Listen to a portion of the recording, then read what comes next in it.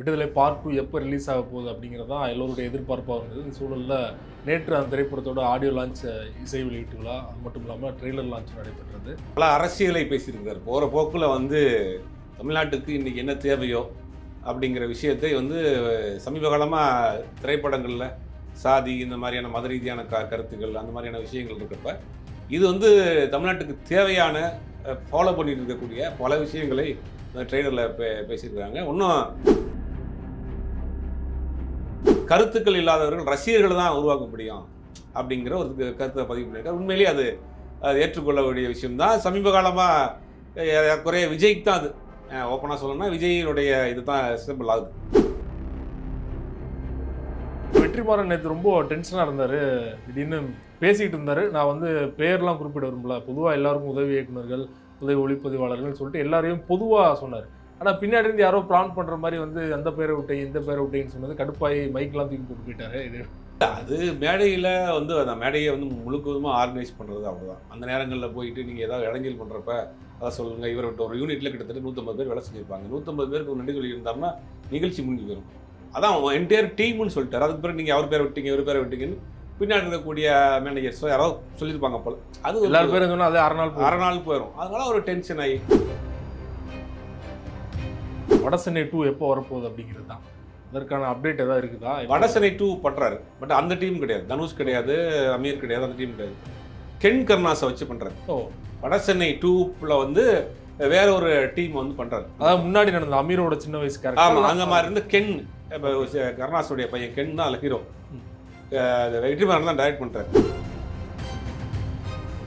இது போன்ற எக்ஸ்க்ளூசிவான வீடியோக்களை தொடர்ந்து காண மீடியா சர்க்கிள் சேனலை சப்ஸ்கிரைப் பண்ணுங்கள்.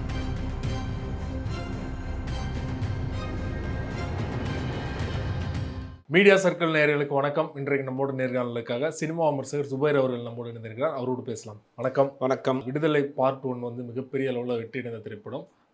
விடுதலை பார்ட் 2 எப்போ ரிலீஸ் ஆக போகுது அப்படிங்கிறது தான் எல்லோருடைய எதிர்பார்ப்பாக இருந்தது. இந்த சூழலில் நேற்று அந்த திரைப்படத்தோட ஆடியோ லான்ச், இசை வெளியீட்டு விழா, அது மட்டும் இல்லாமல் ட்ரெய்லர் லான்ச் நடைபெற்றது. 20ஆம் தேதி படம் ரிலீஸ் ஆக போகுது, டிசம்பர் 20.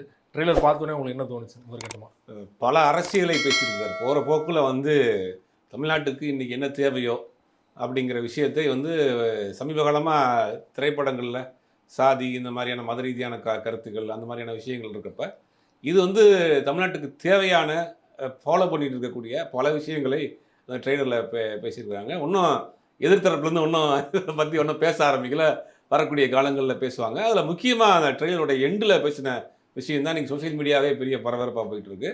அதாவது கருத்துக்கள் இல்லாதவர்கள் ரசிகர்கள் தான் உருவாக்க முடியும் அப்படிங்கிற ஒரு கருத்தை பதிவு பண்ணியிருக்காரு. உண்மையிலேயே அது ஏற்றுக்கொள்ள வேண்டிய விஷயம்தான். சமீப காலமாக குறைய விஜய்க்கு தான் அது ஓப்பனாக சொல்லணும்னா விஜயினுடைய இது தான் சிம்பிள் ஆகுது. ஒரு நடிகர்களாக இருக்கிறவர்கள் கருத்தியல் ரீதியாக இல்லாமல் நீங்கள் ஒரு கட்சியில் உருவாக்குனீங்கன்னா, கட்சி ஆரம்பிச்சிங்கன்னா ரசிகர்களாக தான் அவங்க இருப்பாங்க. உங்களை பார்த்து வரக்கூடிய ரசிகர்களாக தான் இருப்பாங்க. அது சித்தாந்த ரீதியாக கருத்துக்கள் ரீதியாக உள்வாங்கி அவங்க ஒரு தொண்டர்களாக ஒரு அடுத்தடுத்த தலைவர்களாக வர முடியாது அப்படின்னு இருக்காங்க. இப்போ உதாரணத்துக்கு எடுத்துக்கிட்டோம்னா பெரியார்லேருந்து ஆரம்பித்து பெரியார் ஒரு கருத்தியல் ரீதியான ஒரு கருத்தை முன்வைக்கிறார். பெரியாரை ஏற்றுக்கிட்டு அண்ணா வர்றாரு, பெரியாரை ஏற்றுக்கிட்டு கலைஞர் வர்றாரு, அதற்கு பிறகு அண்ணா வெளியில் வர்றாரு, திமுக ஆரம்பிக்கிறார். இவங்க எல்லாமே ஒரு கருத்தியல் ரீதியாக தொடர்பாக அப்படி வர்றாங்க. அதற்கு பிறகு எம்ஜிஆர் வெளியில் போனாங்க கூட, எம்ஜிஆர் அதில் முன்ன பண்ண இருந்தால் கூட அதே கருத்திகளை ஃபாலோ பண்ணார். அண்ணாவை தான் அவர் இதை ஃபோக்கஸ் பண்ணுறாரு. அதற்கு பிறகு கடைசியாக இருந்த ஜெயலலிதா அவர்கள் வரும் அந்த கருத்துக்களில் முன்ன பின்ன மாறுபாடுகள் இருந்தாலும் ஓரளவுக்கு அதை கடைசி வரைக்கும் மாநில சுயாட்சியாக இருக்கட்டும், சமூக நீதியாக இருக்கட்டும், மதச்சார்பின்மையாக இருக்கட்டும், பல விஷயங்களும் அவங்க கடைசி வரைக்கும் கடைபிடிச்சாங்க. அது அந்த மாதிரி கருத்தியல் ரீதியாக உருவாக்கி வச்சுருக்காங்க. அதிமுகவும் திமுகவும் கடந்த 50 ஆண்டுகளாக பெரியாரிலிருந்து தொடங்கி இன்றைக்கி ஒரு கருத்தியல் ரீதியாக ஒரு அமைப்புகளை உருவாக்கி வச்சுருக்காங்க. அப்போ அவங்க மட்டும்தான் ஸ்டாண்டர்டாக இருக்க முடியும். நீங்கள் ஒரு நடிகர்கள் ஒரு கட்சி ஆரம்பிச்சிங்கன்னா நீங்கள் ரசிகர்களாக தான் உருவாக்க முடியும். அவங்க பெருசாக கருத்தியல் ரீதியாகவோ சித்தாந்த ரீதியாகவோ. நீங்கள் சமீப காலம் விஜய் கட்சி ஆரம்பித்த பிறகு விஜய் கட்சி நிர்வாகிகள் பத்திரிகையாளர்கள் சந்திப்புலாம் பேசுகிறப்ப பார்க்குறப்ப ஏதாவது ஒரு ட்ரோல் கண்டென்ட் அல்ல, அவங்களுக்கு ஒரு ஆதாரப்பூர்வமாக ஒரு வாதத்தையோ புள்ளி விவரத்தோடு எடுத்து வைக்க முடியல. இப்போ 2 நாளைக்கு முன்னாடி ரிலீஸ் ஆன விஜய் ஒரு அறிக்கை கொடுக்குறாரு. இந்த மாதிரி பெண்களுக்கு எதிரான பெண்கள் குழந்தைகளுக்கு எதிரான குற்றச்சாட்டுகள் தமிழ்நாட்டில் அதிகமாக இருக்குது, நீங்கள் வெப்சைட் ஆரம்பிக்கணும்னு கோர்ட் சொல்லியிருக்கு, அதில் நீங்கள் போடணுங்கிறாரு. அவருக்கு அந்த புள்ளி விவரம் தெரியுமா என்னன்னு தெரியல. அகில இந்திய அளவில் தமிழ்நாட்டில், அதுவும் குறிப்பாக சென்னையில் தான் இந்திய அளவில் அதிகமாக பெண்கள் வேலைக்கு போகக்கூடிய ஒரு மாநிலமாக இருக்குது. அது புள்ளி விவரங்களே சொல்லுது. அது மட்டும் இல்லாமல் பெண்கள் பாதுகாப்புக்கு மாநில அரசாங்கம் செய்யக்கூடிய திட்டங்கள்னால பெரிய பெரிய லிஸ்ட்டே போடலாம். அப்படி மற்ற மாநிலங்களை கம்பேர் பண்ணுறப்ப தமிழ்நாட்டில் அந்த மாதிரியான பிரச்சனைகள் மிக மிக குறைவு. அது இந்தியாவிலேயே ஒரு ஒரு முன்னணி மாநிலமாக பெண் பாதுகாப்பாக இருக்கட்டும், பெண் குழந்தைகள் பாதுகாப்பாக இருக்கட்டும் விஷயங்கள் இருக்குது. பட் அது கூட அவர் அந்த புள்ளிவிவரத்தோட ஆதாரத்தோட பேசாமல் போகிற பக்கில் ஒரு விஷயத்தை பேசிட்டு போயிருக்காரு. அப்போ கருத்தியல் ரீதியாக சித்தாந்த ரீதியாக பேசல. இப்போ இந்த இடத்துல நாம் தமிழரை நீங்கள் கால்குலேட் பண்ணிங்கன்னா, நாம் தமிழரை பொறுத்த வரைக்கும் அவங்க ஒரு கருத்தியல் சொல்கிறாங்க.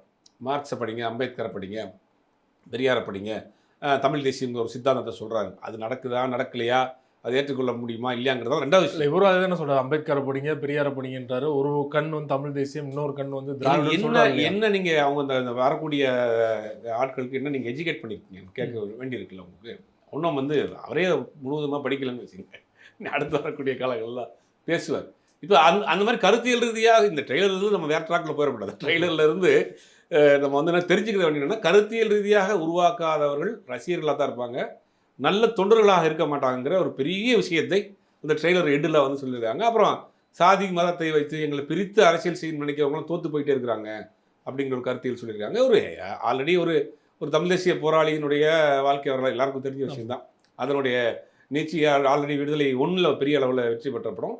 விடுதலை 2லையும் அந்த மாதிரி அந்த விஷயத்தை தான் அதை கொஞ்சம் லென்த்தியாக பண்ணி அந்த வாத்தியார் போர்ஷனை மட்டும் ஃபுல்லாக பண்ணியிருக்காங்க, பண்ணி படம் பண்ணியிருக்காங்க. ட்ரெய்லர் பார்க்குறப்ப ஒரு மாதிரி ஃப்ரெஷ்ஷாக இருக்குது, ஒரு புதிய கதைக்களமாக இருக்குது, புதிய விஷயமா இருக்குது. நார்மலான ஒரு சண்டை காட்சிகளோ ஒரு பாடல் இந்த மாதிரியான ஒரு பஞ்ச் டைலாக்கு அந்த மாதிரி இந்த மாதிரி இல்லாமல் ஒரு யதார்த்தத்தை ஒட்டிய ஒரு வாழ்வியல் சார்ந்த தமிழ்நாட்டுக்கு இன்றைக்கி தேவைப்படக்கூடிய முக்கியமான கருத்துக்களை ஒரு விஷயத்தை இந்த படத்தில் சொல்லியிருக்கிறாங்க. இதை எப்படி ஏற்றுக்கிற போகிறாங்க ஆப்போசிட் சைடில் இருக்குங்க ஆட்கள் தெரியல. ஓவராலாக பார்க்குறப்ப இந்த ட்ரெய்லர் ஒரு பெரிய அளவில் ஒரு எதிர்பார்ப்பை இந்த படத்துக்கு ஏற்படுத்தியிருக்கு. இப்போ அந்த ட்ரெய்லரில் வந்து டைலாக் வந்து விஜய்க்காக எழுதுன மாதிரி இருக்குன்னு சொன்னாலுமே வந்து யதார்த்தமாக எழுதப்பட்ட டைலாக அல்ல விஜய் மனதில் வச்சு தான் எழுதிருப்பாரா, விஜய் டேரக்டாக அட்டாக் பண்ணியிருக்க மாதிரி ஒரு பொதுவான நடிகர்கள் சொல்லியிருப்பார். விஜய்க்கு அவருக்கு என்ன அவர் ஆக்க தராரா பாவம், அவரும் திரைப்படத்துறையில் இருக்கார், விஜயும் திரைப்படத்துறையில் இருக்கார். அதில் பொதுவாக வந்து நீங்கள் சித்தாந்த ரீதியாக தலைவர்களே உருவாக முடியலன்னா தொண்டர்கள் எப்படி உருவாகுவாங்க அப்படிங்கிறது பொதுவான கருத்து. நான் ஒரு படத்தில் நடிச்சுட்டு நீங்கள் ஹீரோ ஆகிட்டிங்கன்னா வருங்கால முதல்வர் கூட தமிழ் கத்திட்டானா உடனே அடுத்து கட்சி ஆரம்பித்து எலெக்ஷன் நிற்கிறாங்க. உடனே அந்த மாதிரி காலியாகி போன லிஸ்ட்டு பெரிய லிஸ்ட் இருக்குது தமிழ் சினிமாவில். பெரும் ஜாம்பவான்கள்லாம் அரசியல் கட்சி ஆரம்பித்து காலி பண்ணி போன கதையெல்லாம் இருக்குது. அப்போ அவங்கள்ட்ட ஏன் அது நிற்க முடியல? ஒரு சினிமா ஃபேம் இருக்குது ஒருத்தவங்களுக்கு, அவங்களுக்கு பின்னாடி ஒரு கூட்டம் இருக்குது, ஆனால் கட்சி ஆரம்பிக்கிறாங்க, அவங்க ஏன் ஜெயிக்க முடியல? அப்போ சித்தாந்த ரீதியாக அவர்கள் அவங்க அந்த விஷயத்தை கடத்தல், அதனால் அவங்களால ரொம்ப ஸ்ட்ராங்காக இருக்க முடியல. விஜயகாந்த் தோற்று போனது காரணமே அங்கே தான். விஜயகாந்த் அதிமுக மாற்றுன்னு ஒரு கட்சி ஆரம்பிக்கிறார், ஆனால் என்ன பண்ணுறாரு, கொஞ்ச நாள்லேயே அதிமுக கூட கூட்டணி வைக்கிறார். அப்போ அந்த இடத்துல சரிக்கிட்டார்ல, பல்ல கட்சி கூட்டணி வச்சனால தானே அவரால் எதிர்கட்சி தலைவராக முடியும். 2 தேர்தலில் அவர் தாக்கு பிடிச்சிருந்தாலும் சிஎம் இன்னைக்கு அவர் தான். அவரை எதுக்கு சூஸ் பண்ணுறாங்க? இத்தனை வருஷம் அதிமுக இருக்கு வேணான்னு தான் உங்களை மாற்ற போகிறாங்க. நீங்கள் அந்த மாற்று இன்னொருத்த கூட போய் கூட்டணி வைக்கிறப்ப அந்த இடத்துல வந்து அடிபட்டு போதில்ல. விஜயகாந்தை எதிர்க்கு மக்கள் 8% வாக்குகள் போட்டாங்கன்னா 2 கட்சி வேணாம், நீங்கள் புதுசாக வாங்க ஏதாவது பண்ணுங்க அப்படின்னு தான் போட்டாங்க. நீங்கள் அதே கூட்டணியில் அங்கே சறுக்கிட்டார்ல, அப்படிங்கும் போது தான் போகுது. அப்போ கொள்கை ரீதியான ஒரு பிடிப்போட இப்போ விடுதலை சிறுத்தைகள் கட்சி தான் கடைசி வரைக்கும் என்ன சொல்கிறாங்க, பாமகவோடும் பாஜகவோடும் எந்த காலத்திலும் கூட்டணியில்ங்கிற கொள்கையில் ஸ்ட்ராங்காக இருக்காங்க. அங்கே சறுக்குனாங்கன்னா அவர்களும் சரிக்குவாங்க. அப்போ இந்த கொள்கை பிடிப்பு இருந்தால் தான் ஒரு தலைவர்கள் உருவாக முடியும், தலைவர்களை தொடர்ந்து தொண்டர்கள் உருவாக முடியும். அப்போ ஜென்ரலாக ஒரு சினிமா கவர் செய்ய மட்டும் வச்சுக்கிட்டு நீங்கள் வந்து ஒரு கட்சி ஆரம்பிச்சோம்னா நீங்கள் வந்து ரசிகர்கள் மட்டும்தான் உருவாக்க முடியும் அப்படிங்கிறது தான் அவர் அந்த சொல்கிறாரு. அது காமனாக சொல்லப்பட்ட விஷயமா தான் நான் பார்க்குறேன். நேற்று நடந்த ஈவெண்ட்டில் ஹைலைட்டான விஷயம் பார்த்தீங்கன்னா, இளையராஜா அவர்கள் நீண்ட நேரம் வந்து எல்லாரோட ஸ்பீச்சையும் பொறுமையாக கேட்டுக்கிட்டு இருந்தார். அது மட்டும் இல்லாமல் அவர்கிட்ட இருந்த குழந்தைத்தனம்லாம் வெளிப்பட்டது. ரொம்ப காமெடியாக பேசிகிட்டு இருந்தார். சூரிய கலாய்க்கிறதாகட்டும், விஜய் சேதுபதியை கலாய்க்கிறதாகட்டும், இப்படி பார்த்து ரொம்ப நாள் ஆச்சு இல்லையா இளையராஜாவை? இல்லை, ரொம்ப ஒரு கம்ஃபர்டபுளாக இருந்தார். நேற்று பார்க்குறப்ப ரொம்ப கம்ஃபர்டபுளாக, ரொம்ப ஃப்ரீயாக இருந்தார். எல்லா மனிதரும் எப்பயுமே அப்படி இருக்க மாட்டாங்க. எப்பயுமே இருக்கமாகவே ஒரு மனிதன் இருப்பாரா, அவருக்கு ஒரு சைடு இருக்கும். அவருக்கு பிடித்த ஆட்கள், அவருக்கு ரொம்ப ஃப்ரீயாக பேசக்கூடிய நபர்கள்ட்ட எல்லாம் அவர் ரொம்ப எப்பயுமே ஃப்ரீயாக தான் இருப்பார். பல பேர் சொல்லி கேள்விப்பட்டிருக்கோம். அவரோட ட்ராவல் பண்ணவங்களும் நிறையா கதைகள்லாம் சொல்லியிருக்காங்க. ரொம்ப ஜாலியாக இருப்பார், ரொம்ப யதார்த்தமாக. அப்படி ஒரு இளையராஜா வாங்குறது யாருக்கும் தெரியாது. அப்படிங்கும்போது எல்லாருக்குமே 2 சைடு இருக்கும், எல்லா இடத்துலையும் அதை காமிக்க முடியாதுல்ல. அப்படிங்கிறதுனால அதெல்லாம் அமைதியாக வச்சுருக்காரு. இப்போ மேடைகளில் அவர் மீது ஒரு சின்ன முத்திரை விழுந்துகிட்டே இருந்துச்சு, அதெல்லாம் இது உடச்சிருக்காரு. விடுதலை 2ல் உடச்சி நானும் சராசரி தான் நெருங்கி வாங்க அப்படின்ட்டு சூரிய பிடிச்சி இழுக்கிறாரு, இந்த வெற்றிமாறனை கலாய்க்கிறாரு, ஆடியன்ஸ்ட்டை கனெக்ட் ஆகி பேசுகிறாரு. அப்படிங்கும்போது ஒரு சகஜ நிலைக்கு வந்திருக்கிறார், அப்படி தான் பார்க்க வேண்டியது. சூரிய கலாய்க்கும் போது சொல்றாரு இந்த மாதிரி ஆள் கூப்பிட்டு காசு கொடுத்து ஆளை கூப்பிட்டு வந்திருக்கீங்க அந்த மாதிரி வந்து ஜாலியா கலாச்சாரல இது எப்படி சூரிய எப்படி எடுத்துப்பாருன்னு நினைக்கிறீங்க? ஜாலியா தான் எடுத்துப்பாரு. இல்ல சூரிய ஏதோ பொறுத்த ஒரு இடத்துல வந்து அவருக்கும் தோணுமா? இல்ல சூரி அந்த மேடையில் உட்காந்துருக்க அத்தனை பேருக்கும் இளையராஜா வந்து ஒரு காட்ஃபாதர். அது மாற்றுக்கிறதே கிடையாது. இளையராஜா பேசும்போது பழக்கத்தோட தான் நின்றுட்டு இருந்தாரு சூரிய. இளையராஜா எல்லாம் வந்து மதுரையிலையும் மேலூர்லையும் ராஜாக்கூர்லையும் திரையில பார்த்து விசில் அடிச்ச ஒரு நபர் வந்து தான் படத்துக்கு மியூசிக் போடுறாரு அப்படிங்கிறதெல்லாம் ஒரு ஒரு வாழ்க்கையில் கிடைச்ச பொக்கிஷமா இல்லையா அவங்களுக்கு? அப்படிப்பட்ட ஒரு அங்க உட்கார்ந்து அத்தனை பேருமே அவருடைய மிகப்பெரிய ரசிகர்கள் தான். ஏங்கி ஏங்கி ஏங்கி பார்த்த ரசிகர்கள். அவர் நம்மளோட நம்ம பக்கத்தில் நிற்கிறாரு, நம்ம படத்தை ஒர்க் பண்றாரு, என் பேரை சொல்லி கூப்பிடுறாரு சூரியனு அப்படிங்கிறதுலாம் பெரிய விஷயமா இல்லையா? அதெல்லாம் வந்து பெரிய ஒரு நான் ஒரு இது மாதிரி தான் நினச்சிக்கோங்க, ஒரு ப்ரைடு மாதிரி தான் சூரிய எடுத்துக்குவார். இதில் சங்கடப்படக்கூடிய விஷயம் ஒன்றும் இல்லையே. ரொம்ப நாள் கழிச்சு இந்த ஆடியோ லான்ச்சில் 1 மணி நேரம் இருந்தாருன்னா டைம் ஸ்பெண்ட் பண்ணுறாருன்னா படம் வந்து அவர் ரொம்ப பிடிச்சிருக்குதோ? கண்டிப்பா அவரே சொல்லியிருக்காரு, வெற்றிமாறனே சொல்லியிருக்காரு, சார் வந்து படம் பார்த்துட்டு ரொம்ப இதாகிட்டார், எப்படி எடுத்தீங்க அப்படின்ற மாதிரி நிறைய விஷயங்கள். ஒரு ஒரு விஷயம் அவருக்கு இன்வால்வ் ஆனால் தான் பண்ணுவார். இல்லைன்னா அவர் அப்படியே பட்டு படாமல் இருக்குது. இந்த படத்தின் மேலே அவருக்கு பெரிய ஒரு நம்பிக்கை இருக்குது. ரீரெக்கார்டிங்கும் போட்டிருக்காரு, ஒரு சாங் ரிலீஸ் அது பெருசாக போயிட்டு இருக்கு, பெருசாக வைரல் ஆகிட்டு இருக்கு. அப்படிங்கும்போது படத்தின் மேலே அவருக்கு கூடுதல் எதிர்பார்ப்பு தான். படம் பார்ட் 1 ரிலீஸ் ஆகும்போது பார்த்தீங்கன்னா மிகப்பெரிய அளவில் ஒரு பேசு பொருள் உருவாக்கணும், ஒரு தாக்கத்தை உருவாக்குனது. அந்த காலகட்டத்தில் வீரப்பன் அவர் சுற்றி நடந்தது, தமிழரசன் சுற்றிலாம் வந்து டிபேட் ஆனது இல்லையா? அது மாதிரி இதுவும் ஆகும்னு நினைக்கிறீங்க? கண்டிப்பாக படம் ரிலீஸ் ஆகல, ட்ரெயில் நீங்கள் தான் எத்தனை ரிலீஸ் ஆயிருக்கு, இன்னும் 4-5 நாளில் பாருங்கள். நீங்கள் எத்தனை பேர் வச்சு போர்டை வச்சு பேச போகிறாங்க, எத்தனை பேர் எதை வச்சு பேச போகிறாங்கன்னு தெரியல. ஒரு பெரிய வைரல் ஆகும். இது வந்து அந்த அந்த அவர்களுடைய அடிவரியினுடைய படம், அந்த சித்தாந்தத்தை இங்கே திணிக்கிறாங்க அப்படின்னு ஒரு பெரிய ஒரு விவாதத்தை இந்த ட்ரெய்லர் கிளப்பும். ஏன்னா தமிழ்நாட்டினுடைய ஒட்டுமொத்த அரசியலையே வந்து ஒரு 2 டைலாக்ல பேசிட்டு போயிட்டார். நடிகர்களுக்கு ஒரு சாத்து, சாதி மதத்தை வச்சு அரசியல் பண்ணக்கூடியவங்களுக்கு ஒரு சாத்து அப்படிங்கிறது ஒரு விஜய் சேதுபதி, இளையராஜா, வெற்றிமாறன்கிற ஒரு ஒரு ஆளுமைமிக்க ஆட்கள் இந்த விஷயத்தை பேசியிருக்காங்க படத்தில் அப்படிங்கிறது ஒரு பெரிய விஷயம் இல்லை அவங்களுக்கு. பெருசா போய் சார். நார்மலாக ஏதோ புதுமுகங்கள் நடித்த படங்களில் ஒரு வசனம் வச்சுட்டு போனால் பெருசாக இருக்காது. விஜய் சேதுபதி பேசுகிறார் அந்த வசனத்தை. சமீபத்தில் மகாராஜா படம் 100 நாள் ஓடி இருக்கு, சைனாவில் கிட்டத்தட்ட 1000 தேட்டர் ரிலீஸ் ஆக போதுன்றாங்க. ஒரு பெரிய ஒரு இன்னைக்கு பிக் பாஸில் இருக்கிறார். அப்படிப்பட்ட ஒரு ஸ்டார் வந்து தமிழ்நாட்டில் சினிமா அரசியலை வந்து ரொம்ப போகிற போக்கில் 2 லைனில் ஒரு விஷயம் பேசியிருக்காரு அப்படிங்கும் போது பெரிய வைரல் ஆகும் அந்த விஷயங்கள்லாம். அதே மாதிரி வெற்றிமாறன் நேற்று ரொம்ப டென்ஷனாக இருந்தார், திடீர்னு பேசிக்கிட்டு இருந்தார். நான் வந்து பேர்லாம் குறிப்பிட விரும்பல, பொதுவாக எல்லாருக்கும் உதவி இயக்குநர்கள், உதவி ஒளிப்பதிவாளர்கள் சொல்லிட்டு எல்லாரையும் பொதுவாக சொன்னார். ஆனால் பின்னாடி இருந்து யாரோ பிளான் பண்ணுற மாதிரி வந்து அந்த பேரை விட்டேன் இந்த பேரை விட்டேன்னு சொன்னது கடுப்பாகி மைக்கெலாம் தூக்கி போட்டு போயிட்டாரு. இது இல்லை, அது மேடையில் வந்து அந்த மேடையை வந்து முழுக்கமாக ஆர்கனைஸ் பண்ணுறது அவ்வளோதான். அந்த நேரங்களில் போயிட்டு நீங்கள் ஏதாவது இடைஞ்சல் பண்ணுறப்ப அதை சொல்லுங்கள். இவரை விட்டு ஒரு யூனிட்டில் கிட்டத்தட்ட 150 பேர் வேலை செஞ்சுருப்பாங்க. 150 பேருக்கு ஒரு நன்றி சொல்லியிருந்தாருன்னா நிகழ்ச்சி முடிஞ்சு போயிடும். அதான் என்டையர் டீம்னு சொல்லிட்டார். அதுக்கு பிறகு நீங்கள் அவர் பேரை விட்டீங்க இவர் பேரை விட்டீங்கன்னு பின்னாடி இருக்கக்கூடிய மேனேஜர்ஸோ யாராவது சொல்லியிருப்பாங்க போல். அது எல்லாரும் பேரும் சொன்னால் அது அரை நாள் போயிடும். அதனால ஒரு டென்ஷன் ஆகி எல்லாரும் மனிதன் தானே அவரும். அந்த மாதிரி மேடையில் அவர் பெரிய லெஜெண்டை கூட்டு வந்து உட்கார வச்சுக்கிட்டு நீங்கள் வந்து அரை நாள் பேசியிருந்தா அவர் இருந்துச்சு போயிடுவார்.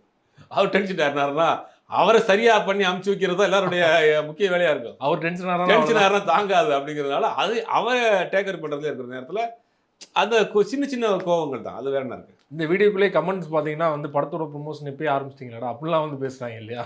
இல்லை அப்படிலாம் சொல்ல முடியாது இல்லையா. அந்த நிகழ்ச்சி ரொம்ப ஜாலியாக ரொம்ப நாளைக்கு கழிச்சு ஒரு யதார்த்தமாக போச்சு. அப்படின்னா மேடையில் மைக்கை தூக்கிலாம் போட்டு போல சாரின்னு சொல்லிட்டு வச்சுட்டு போய் உட்காந்துருப்பாரு. பட் அதெல்லாம் வந்து ப்ரொமோஷன்னா படத்தை தாண்டி ட்ரெயிலர் பெரிய அளவில் ப்ரொமோட் பண்ணிட்டு இருக்கேன் படத்தை. அதுவே பெரிய வைரலாக போயிட்டு இருக்கேன். அப்படிங்கும்போது அதெல்லாம் வந்து சும்மா போகிற போக்கில் போடுற ஆட்கள் தான். இது அந்த ஆடியோ லான்ச்லேயே வந்து ரசிகர்கள் தரப்புல வந்து நிறைய கேள்வி எழுப்பினது பார்த்தீங்கன்னா வடசென்னை 2 எப்போ வரப்போகுது அப்படிங்கிறது தான். அதற்கான அப்டேட் ஏதாவது இருக்குதா? வடசென்னை 2 பண்ணுறாரு, பட் அந்த டீம் கிடையாது, தனுஷ் கிடையாது, அமீர் கிடையாது, அந்த டீம் கிடையாது. கென் கருணாஸை வச்சு பண்ணுறாரு. வடசென்னை 2ல வந்து வேற ஒரு டீம் வந்து பண்ணுறாரு. அதாவது முன்னாடி நடந்த அமீரோட சின்ன வயசு கேரக்டர். ஆமாம், அந்த மாதிரி இருந்து கென் கருணாஸுடைய பையன் கென் தான் அதில் ஹீரோ. வெற்றிமாறன் தான் டைரக்ட் பண்ணுறாரு.